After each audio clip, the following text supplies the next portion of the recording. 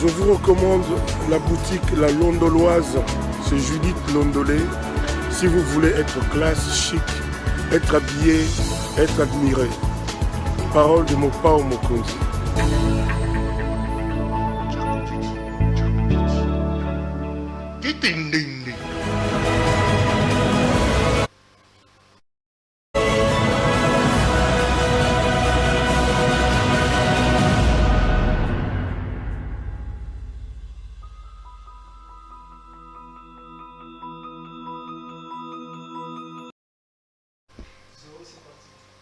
Madame, Messieurs, bonjour et bienvenue à ce nouveau numéro de l'émission Décrit Info, ce magazine d'analyse, d'actualité politique, sociale, économique et même juridique qu'on a lancé ici à CPL Télévision. On prend des questions importantes qui retiennent l'actualité dans plusieurs domaines.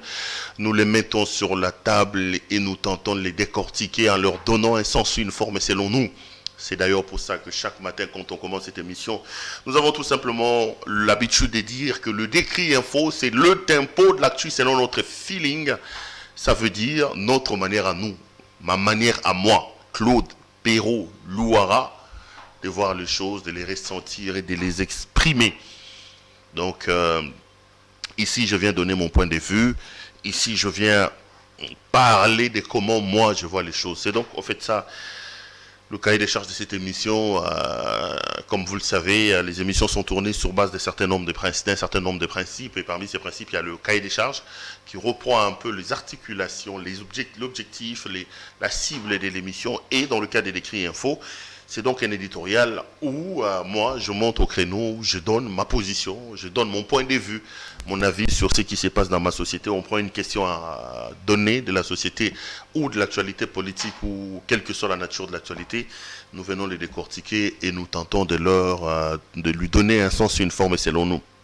Je suis donc heureux de vous retrouver encore en ce week-end, dans cette journée des samedis. Nous sommes donc samedi aujourd'hui. Laissez-moi en profiter pour vous souhaiter un bon week-end, vous tous, à vous et à tous vos membres de famille. Bon week-end et que Dieu vous fasse énormément de bien et que le Seigneur vous fasse énormément rencontrer le bien, les bonheurs. Merci également à mon équipe technique qui fait un travail remarquable. J'ai toujours tiré mon chapeau à ces jeunes gens qui viennent très tôt le matin, qui sont là, qui se sacrifient, qui se battent. Pas facile de travailler avec un certain Perrault Louara, trop exigeant à un moment donné, mais ils sont là, ils sont habitués à... quelqu'un me disait, ah, yo, comme ça n'est pas Perrault au cocaïne. J'étais surpris, j'ai dit, mais à cocaïne, t'es néni. Mais eux, ils sont là, au moins, on va cocaïne. Donc, je voudrais, à votre nom, à vous tous, leur dire merci et leur tirer mon chapeau pour ce qu'ils sont en train de faire. Merci aussi à notre partenaire, notre ami des Dédans, notre partenaire privilégié, Madame Judith Londolé Betoko, avec sa boutique La Londoloise. J'ai toujours dit aussi, là, vous êtes un homme, vous voulez vous habiller de manière chic et extraordinaire. N'hésitez pas à contacter donc Judith Londolé Betoko dans sa boutique, la boutique La Londoloise, chemise, t-shirt, cravate, chaussures, veste, singles, tout ce qui concerne l'habillement en montre, tralala. Appelez notre partenaire Judith Londolé Betoko, elle se fera le réel plaisir de vous passer vos commandes. Et en passant, les t-shirts que j'ai mis encore ce soir ou ce matin, c'est donc Judith Londolé Betoko avec sa boutique La Londoloise qui m'a habillé ce week-end. Si vous aimez ces t-shirts, appelez donc La Londoloise et dites-lui que vous avez regardé l'émission des Perrault, vous voulez passer la commande, elle s'est fait le réel plaisir de vous envoyer. Et puis en passant, je voudrais aussi dire à ceux qui ont des produits dans le cadre marketing, dans le cadre de vulgarisation, des sensibilisations, vous pouvez donc nous contacter au numéro que vous voyez affiché au bas de votre petit écran. Et nous, on se fera le réel plaisir d'entrer en contact avec vous pour étudier les modalités et de voir comment vous accompagner. Les amis, vous avez vu mon thème. Le président de la République s'est adressé hier à la nation et M. Félix Antoine Tshisekedi Tshilombo a décidé de prendre une ordonnance pour confirmer, pour nommer les membres de la Commission électorale nationale indépendante tels que proposés après entérinement à l'Assemblée nationale. Le chef de l'État a fait un discours hier. Je voulais un peu revenir autour de ce qui a été dit. Je donnerai ma pensée, je dirai ce que j'en pense et j'ouvrirai mon téléphone pour que nous puissions poursuivre les débats en dehors de ce plateau, parce que vous le savez, ici nous faisons les débats même en dehors de nos heures d'émission. Le plus important, c'est que nous devons rester tout simplement respectueux, et voilà. Je parlerai donc de ce que je pense, de ce que le président a fait, tout en vous rappelant que ce n'est pas une parole d'évangile. C'est normal qu'il y ait des gens qui pensent que je ne dis pas des choses correctes. C'est normal qu'il y ait des gens qui voient des choses différemment de moi. Moi, je n'impose pas ma ligne, je n'impose pas ma vision. Arrêtez donc de s'insulter, arrêtez donc de s'intimider. On est dans un pays qui se veut un pays de démocratie, et un des principes majeurs de démocratie, c'est la liberté d'expression et d'opinion. Chacun de nous a sa manière, chacun de nous peut opiner sur telle ou sur telle autre question. Nous sommes en démocratie. Ça ne doit pas créer des schismes et des fractures entre nous au point de voir les gens transformer le combat politique, le débat politique en un débat d'insultes. Ça ne fait avancer personne et alors personne. Voilà les amis. Mais donnez-moi 5 minutes. Dans les 5 minutes, permettez-moi de revenir sur la situation sécuritaire dans l'Est de la République, parce que c'est un engagement que j'ai pris. Je réduis suffisamment le temps des autres événements pour ne garder que 5 petites minutes et rappeler à l'humanité tout entière qu'il y a des problèmes ici chez nous, au Congo. Il y a des problèmes dans l'Est de notre pays. Je ne peux pas m'expliquer que l'armée rwandaise fait une action chez nous, que nos officiels tentent d'expliquer ça, de justifier ça.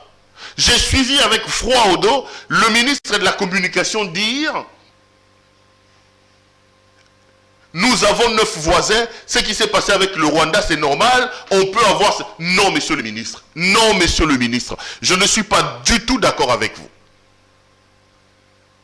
Je ferai un décrit peut-être lundi où je reviendrai en profondeur sur cette dernière incursion de l'armée rwandaise. Mais d'emblée, laissez-moi exprimer ma désapprobation, mon refoulement des propos tenus par les officiels congolais. On ne peut pas justifier ça. Pourquoi l'armée rwandaise est-elle rentrée chez nous? Parce qu'on rapporte qu'un Congolais serait rentré chez eux. Un militaire congolais est entré là-bas, si c'est pour acheter quoi que ce soit, ou je comprends. Mais les Rwandais sont quand même arrivés chez nous. Ils ont tiré, ils ont créé une panique. J'ai des femmes, des enfants, des messieurs détalés comme des petits rats. J'ai même vu des hommes en tenue en train de vouloir se cacher. Et ici, nos officiels, tout ce qu'ils trouvent à nous expliquer, c'est de justifier les justifiables. Non. Arrêtons de vendre le Congo comme un ventre mou de la région des Grands Lacs. Arrêtons de présenter le Congo comme un pays faible. À un moment donné, je pense qu'il est quand même temps que nous puissions relever la tête. Ces explications-là n'ont aucun sens. Aucun sens. Ça ne veut pas dire que puisque nous avons 9 frontières, nous avons 9 voisins, nous devons avoir des frontières poreuses. C'est irresponsable que les officiels congolais tiennent un tel discours. Avoir plusieurs voisins ne veut pas dire ayez des frontières poreuses. Rien du tout. Ça ne veut absolument pas dire ça. Pas du tout. Pas du tout. Comment vous expliquer que le Rwandais entre chez nous, aucune communication, aucun communiqué de nos officiels, pas de condamnation. Le ministre de la Communication se plaît à justifier l'injustifiable. L'ambassadeur rwandais est en train de se promener ici. Hier, il était à Lubumbashi. Après, il était là-bas. Même pas une convocation. Ne fût-ce que pour explication. On n'a pas convoqué notre ambassadeur au Rwanda. Mais attendez. À un moment donné, nous devons quand même apprendre aussi à s'assumer comme État. Jusqu'à quand on nous laissera en train de subir des humiliations de la part de ce Rwandais-là? Jusqu'à quand on laissera dans nos têtes que le Rwanda est plus fort que nous?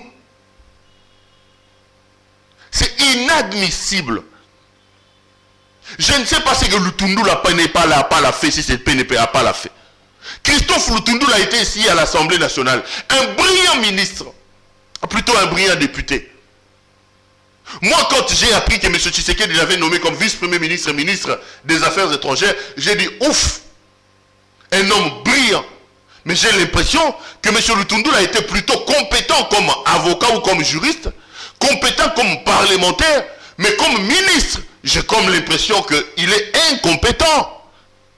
Je ne parle pas de l'homme, je parle des fonctions. Moi, je suis journaliste. Si vous voulez juger ma compétence, jugez-le comme journaliste. Mais si vous m'amenez en mécanique, vous me donnez clé des roues, cric, ou je ne sais pas moi, clé 16, clé 10, je suis incompétent dans ce domaine-là. Dans la gestion de ce qui se passe au ministère des Affaires étrangères, j'ai l'impression que M. Lutundula n'est pas à sa place. Pas du tout à sa place. Nous avons eu quand même des gens qui ont fait vivre ces ministères-là. Des gens comme Cheo Kitundu, comme Raymond Chibanda Tungamulongo. Quand vous mettez ces gens-là sur la balance et vous comparez à ce que Lutundula est en train de nous offrir là-bas, je me dis, mon Dieu, qu'est-ce qui se passe? Qu'est-ce qui se passe?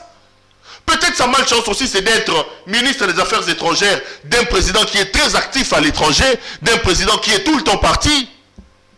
Pas tout le temps, qui est souvent parti. Ça, peut-être, ça fait ombrage à l'action du ministre des Affaires étrangères. Mais j'avoue que depuis qu'il est là, parmi mes grosses déceptions de ce gouvernement, je ne veux même pas réfléchir deux fois. Je dirais que M. Lutundula est parmi mes déceptions au niveau du ministère des Affaires étrangères. Sincèrement. Sincèrement. On tire chez nous, l'armée rwandaise rentre chez nous, nos officiels tentent de justifier cela. Aucune action au niveau du ministère des Affaires étrangères. Pas de communiqués de condamnation. Non. On veut inculquer les Congolais quoi? Et quand je me rends compte que le Rwandais Paul Kagame qui a nié ici le massacre des Congolais, mais qui se fait appeler par notre président, mon cher frère et ami, on n'entre quand même pas comme ça dans le pays de son cher frère et ami. Il faut qu'on redéfinisse un peu notre manière de vivre avec les Rwandais, et il faut à un moment donné que nos officiels, que nos autorités puissent affirmer l'honneur. Il faut qu'ils placent le pays à un moment donné dans une situation où que l'on soit fier d'être Congolais. Et à l'heure où nous parlons, on continue encore à violer chez nous, on continue encore à tuer chez nous, malgré la présence de l'état de siège, il y a encore des escarmouches à gauche et à droite. J'attire donc l'attention de l'humanité, j'attire donc l'attention de la communauté nationale et internationale. J'attire l'attention de nous tous en vous disant que nous n'avons qu'un seul pays, c'est le Congo. C'est le seul bien que le Seigneur nous a donné. C'est ce que nous avons hérité de nos parents, que nous aussi nous donnerons à nos enfants. Des peu aimons ce pays. Protégeons-le, fructifions-le, afin de léguer à nos enfants un pays, un cadre beaucoup plus somptueux, beaucoup mieux que ce que nous, Congolais, nous avons hérité de nos parents. Et j'ai toujours l'habitude de vous rappeler, quand vous lisez l'hymne national, vous allez vous rendre qu'il y a même tout un paragraphe réservé à cet état des choses où on dit « Nous bâtirons un pays plus beau qu'avant ». Nos pères savaient que lorsqu'on est parents, on veut que ses enfants puissent avoir une vie meilleure que la sienne. Donc, nous devons travailler pour ce pays. Voilà ce que j'avais à dire sur la situation dans cette partie de la République démocratique du Congo. Les amis, j'en viens à mon sujet. J'ai vu qu'on a entériné M. Denis Kadima de la manière dont on sait, j'en parlerai. Moi, j'ai beaucoup prié, j'ai souhaité que comme dernier rempart, que son Excellence, Monsieur le Président de la République, puisse arrêter cette forfaiture de l'entérinement de M. Denis Kadima. Malheureusement, hier, j'étais devant ma télé et j'ai suivi le discours de son Excellence, Monsieur le Président de la République. Je vous avoue que j'étais un peu malheureux. J'étais malheureux parce que je croyais vraiment que le Président allait, comme il a fait avec Ronsard Malonda, refuser d'entériner M. Kadima. Donc, je parle de ça, je donne quelques pistes de solutions selon moi, et on va poursuivre les débats.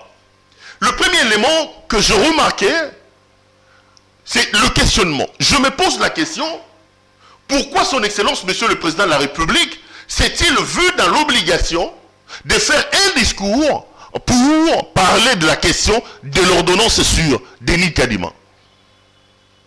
On sent qu'il y a véritablement un malaise. Sinon, on le sait que les actes de gouvernance posés par nos autorités, le président pose en droit ces actes de gestion, ces actes de gouvernance par des ordonnances. C'est donc le droit de son Excellence, Monsieur le Président, que d'apposer sa signature sur une ordonnance. Et le président de la République n'a pas besoin de se justifier sur une ordonnance qu'il prend. J'étais mal à l'aise de suivre mon président en train de donner des explications sur une ordonnance qu'il doit prendre. Ceci relève une chose.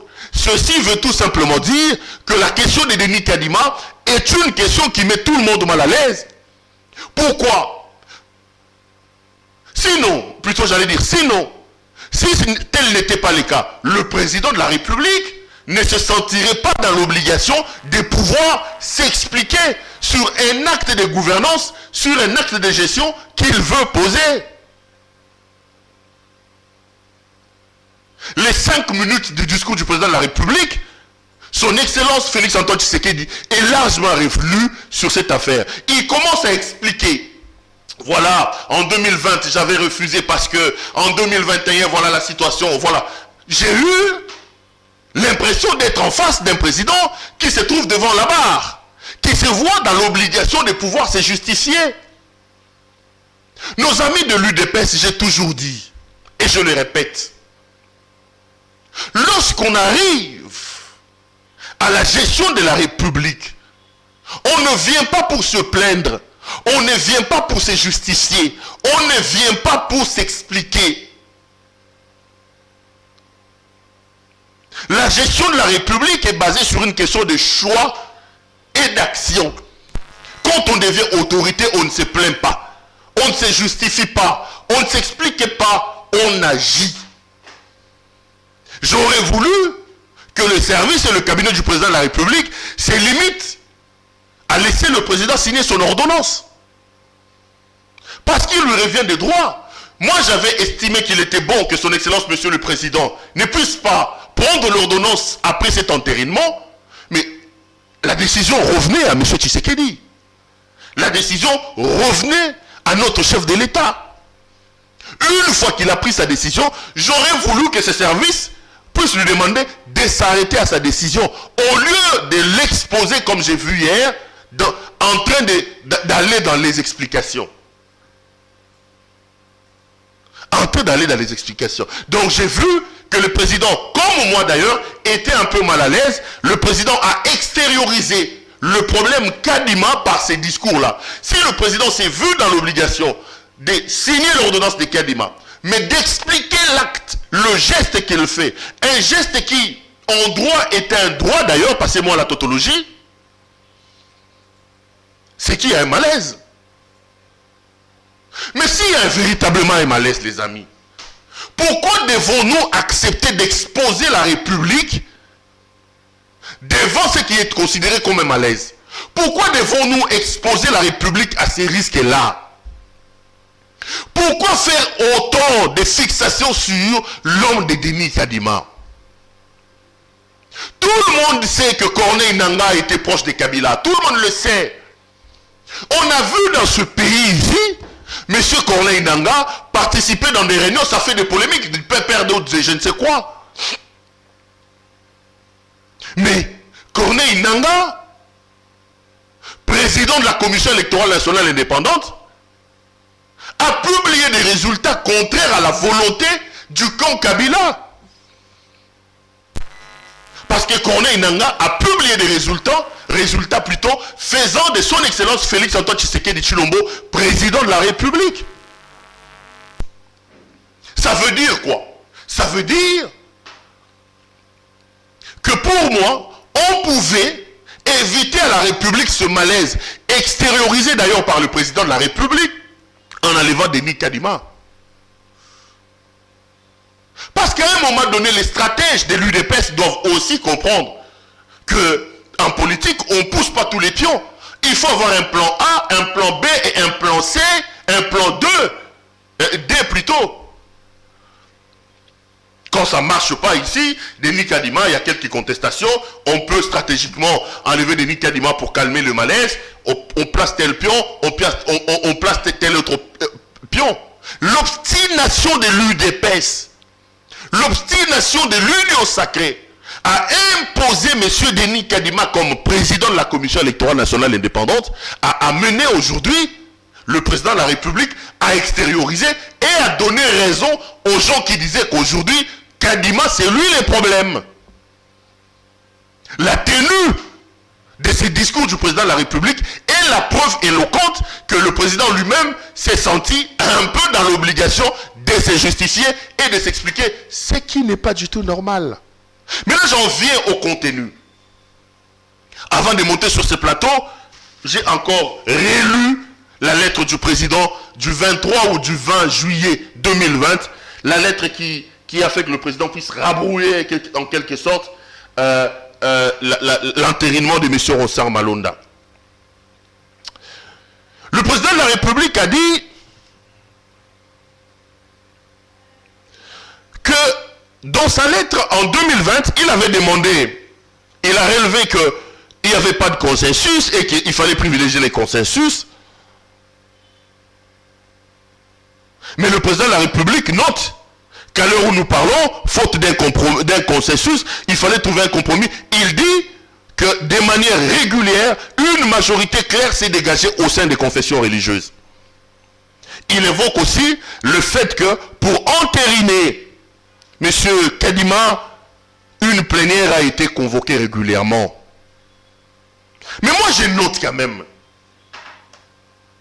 que lorsque vous lisez la lettre que le président de la République évoque lui-même, vous allez vous rendre compte que cette lettre créée est véritablement une jurisprudence.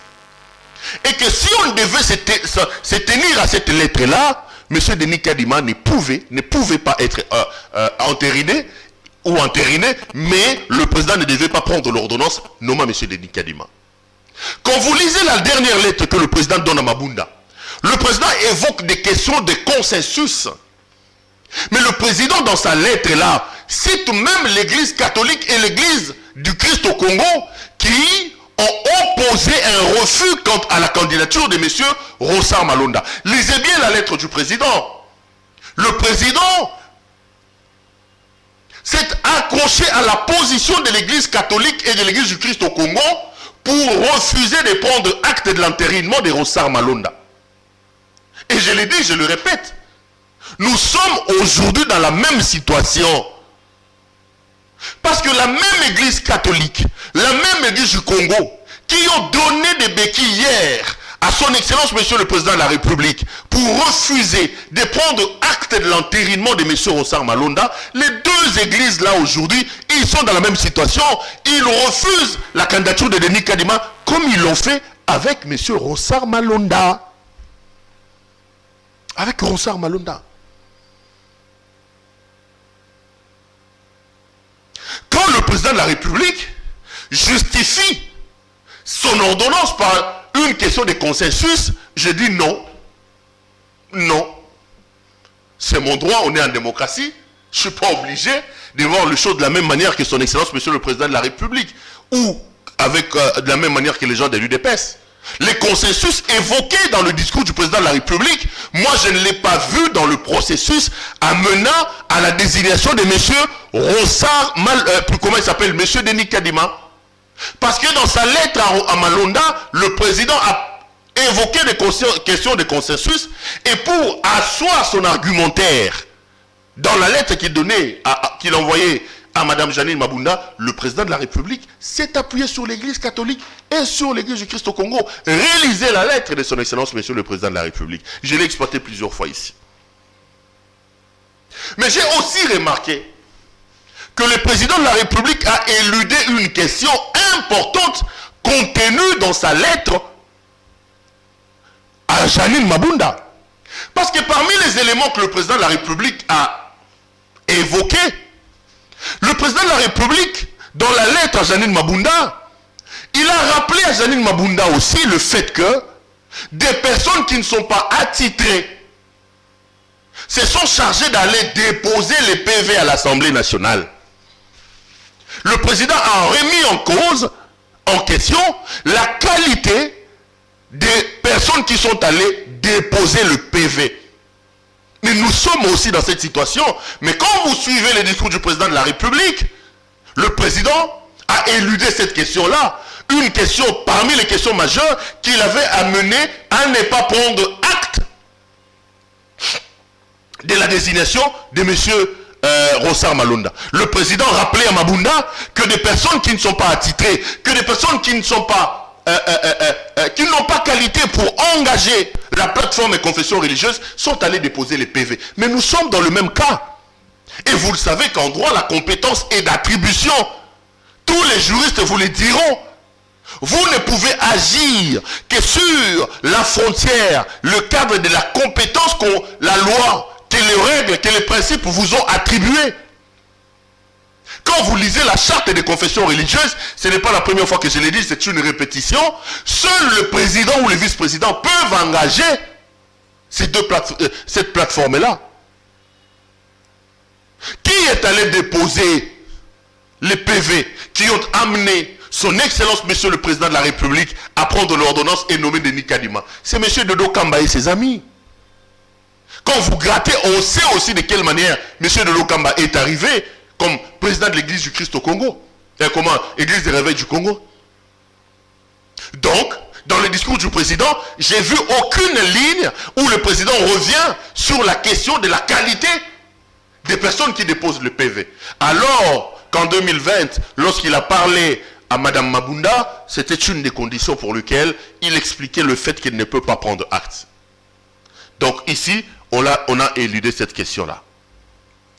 Mais le président a décidé de prendre acte. Et le président a même pris une ordonnance qui nomme les membres du bureau de la Commission électorale nationale indépendante. Moi, je le dis et je le répète,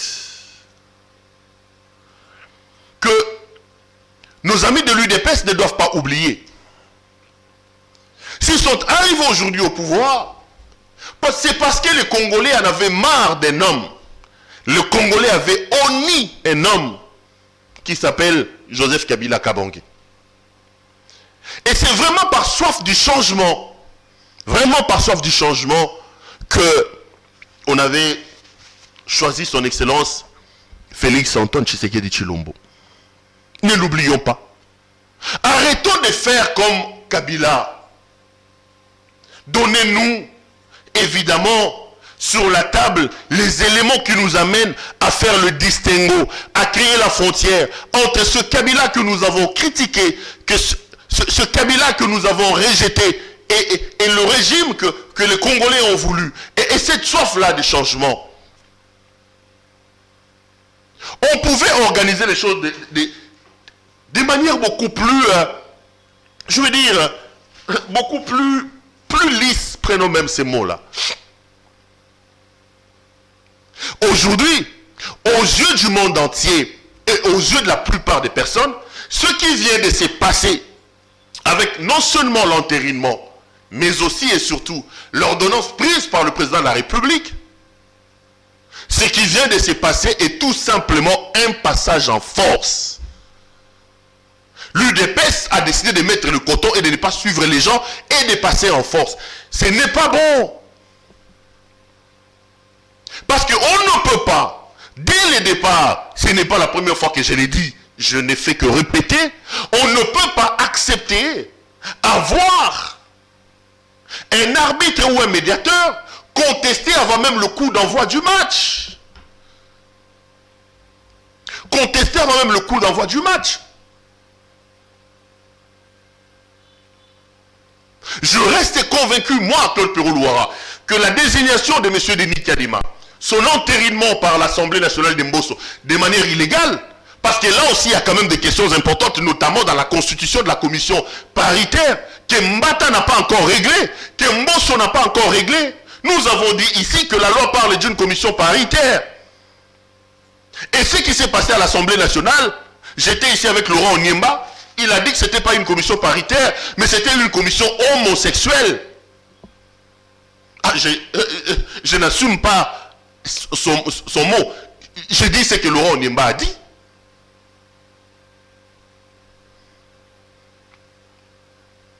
Ce qui s'est passé là, ce n'est pas une commission paritaire, mais c'est plutôt une commission homosexuelle. C'est Laurent Onyemba qui a dit. Parce paritaire vient de l'adjectif parité qui veut dire égalité. Mais vous mettez en place une commission où il y a un groupe unicolore qui est Union Sacrée. Le FCC n'est pas là. Certains membres même d'ensemble n'y ont jamais participé. Et de cette commission-là, constituée de manière illégale, en violation de vos textes, vous sortez l'entérinement de M. Kadima. Et ça ne s'arrête pas là. Ils vont prendre Mbata, qui est président de la commission permanente PAJ, et on les nomme comme président de la commission mixte. Alors qu'eux-mêmes, ils savent que dans leur règlement intérieur, il est clairement stipulé qu'un président d'une commission permanente ne peut pas à la fois être président de la commission permanente et président d'une commission spéciale, pour éviter des questions où on se retrouvera dans une situation où quelqu'un est jugé par. Mais non, l'Union Sacrée n'a pas regardé tout ça. L'Union Sacrée a imposé Mbata. Et de cette forfaiture-là, Mbosso a fait entériner Denis Kadima et les autres membres à l'Assemblée nationale, et ils ont déposé ça sur la table du président de la République. Le président de la République a pris l'ordonnance pour les nommer. J'ai dit pour moi que c'est un jour sombre pour la République. C'est un jour sombre pour la République. Moi j'attendais que son Excellence Monsieur le Président de la République puisse rejeter l'entérinement de M. Denis Kadima, parce que je me dis, et je continue à les croire encore, la lettre du président de la République adressée à Mme Jeanne Mabunda est une jurisprudence sur la question, et que si nous devons rester logiques avec nous-mêmes, il fallait que le président de la République se réfère à cette lettre-là et qu'il rejette l'entérinement de M. Denis Kadima. Le président a donc décidé de nommer ces gens en tout malaise, et je le dis au cours de ces décrits, que le malaise est là, c'est le fait que le président s'est vu dans l'obligation de se justifier. Le président prend plusieurs ordonnances tous les jours ici. Mais le président ne se voit pas dans l'obligation de prendre la parole pour expliquer, pour justifier son ordonnance. Mais dans le cas sous examen, son Excellence Monsieur le Président de la République s'est vu dans l'obligation de prendre la parole pour s'expliquer.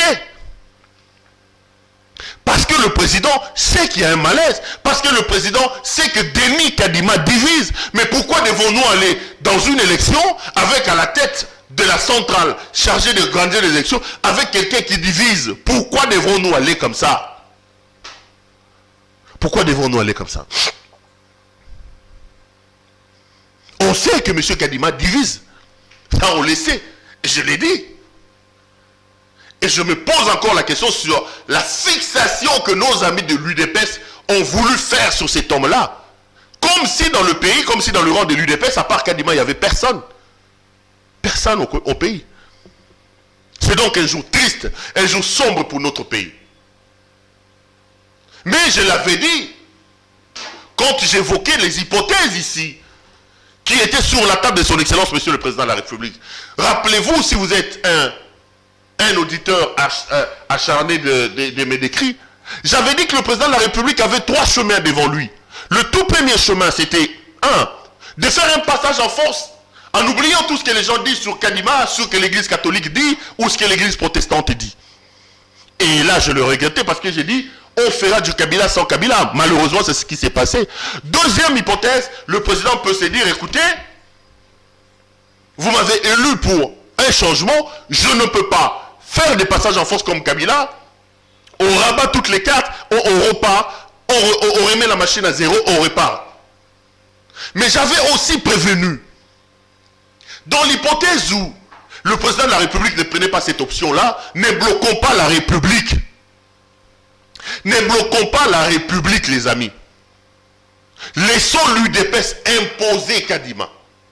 Parce qu'après, si on bloque la République sur la question de Kadima, les gens risquent de prendre ça comme un argument en disant, écoutez, s'il n'y a pas eu élection, s'il y a eu prolongement, s'il y a eu glissement, c'est parce que. Ne bloquons pas la République. Si nos amis de l'UDPS tiennent à imposer Mordicus, M. Denis Kadima, comme ils l'ont fait, j'avais dit, les Congolais doivent laisser la République avancer, mais s'organiser pour protéger leur élection. Nous sommes 100 millions, plus de 100 millions selon les estimations, et nous ne pouvons donc pas accepter que de nous tous, les 100 millions, qu'un seul individu qui s'appelle M. Denis Kadima, non, un, puisse bloquer la République et deux, puisse voler nos votes. C'est impossible. Si nous nous organisons, nous pouvons arriver dans une situation où nous imposerons à Kadima de sortir de sa bouche que la personne qui sera véritablement élue. J'ai posé ici une question, j'ai dit, n'oubliez pas, on disait que Corneille Nangaa était proche de Kabila. Corneille Nangaa était nommé par Kabila. Kabila qui avait l'armée, lui-même était général. Il avait la police, il avait l'Assemblée nationale, il avait le gouvernement, les Sénats, les assemblées provinciales, les gouvernements. Kabila avait tout. Au-delà de ça, Kabila avait une expérience de 18 ans derrière lui comme président de la République. Mais Kabila n'a pas réussi à imposer Chadari. Kabila n'a pas réussi à imposer Chadari. D'abord, il n'a pas réussi à modifier la constitution, il n'a pas réussi à refuser d'organiser les élections, les Rossi Mukendi sont sortis, les Thérèse Kapangala sont sortis, ce sont nos vrais héros, nos vrais martyrs, ceux qui nous ont donné cette alternance. Édulcorée aujourd'hui par le fait que c'est vrai que nous avons eu de l'alternance, mais dans la gestion, dans la façon de faire, nous n'avons pas eu d'alternative, malheureusement. Laissons Kadima être nommé président de la commission électorale. Laissons Kadima commencer son travail. Mais c'est ça le rôle aussi des partis politiques. Organisez-vous pour mobiliser les Congolais, pour conscientiser tout le monde. Pour que nous soyons là, vigilants, à regarder nos résultats. Que de la bouche de M. Kadima ne sorte que le nom de la personne qui a été élue. Si c'est M. Tshisekedi, bravo son excellence M. le Président. Si c'est M. Katumbi, qui cite Katumbi. Si c'est Jean-Pierre Bemba, je ne sais pas s'il participera aux élections, bravo M. Bemba. Si c'est Martin Fayoulou Madidi, bravo Martin Fayoulou Madidi. Épargnons la République de ces blocages-là et de tous ces problèmes-là. Ça, c'est l'hypothèse, la dernière hypothèse. Mais il y en a encore une autre. La politique, c'est aussi le rapport des forces. Et j'en parle demain, dans mon décret de demain. Sur les erreurs des uns et des autres, notamment des Katoumi, des Fayoulou et des autres. Et comment ils peuvent s'organiser pour arrêter ce qui s'est passé avec Denis Kadima. Une autre hypothèse qui peuvent amener les forces politiques à l'immédiateté, c'est la mobilisation. Kadima a été nommé, oui. Ah oui, la politique c'est le rapport des forces. Faites le rapport des forces, utilisez des moyens démocratiques mis à votre disposition par la Constitution, notamment les marches, notamment les ceci, notamment les ceci. Les droits des marchés, les droits des manifestations est garanti par la Constitution. Montrez au pouvoir qu'il y a un rapport de force, que vous avez le public avec vous. Si vous tenez absolument à arrêter la nomination de M. Kadima dans l'immédiateté. Et c'est aussi sur ces terrains-là qu'on attend nos hommes politiques, au lieu de parler, comme je vois à la télévision. L'heure de la mobilisation est arrivée. Il faut convaincre le peuple à vous suivre. Sinon, l'UDPS risque de se dire et de croire que lui, il était champion de la rue, lui, il était champion des manifestations publiques, et que les autres n'ont pas les peuples avec eux. Voilà, c'est sur cette note-là que je termine cette écrit info, les amis. J'ai été heureux de vous la présenter. Restez branchés sur nos programmes et retrouvons-nous demain pour un autre numéro. À demain.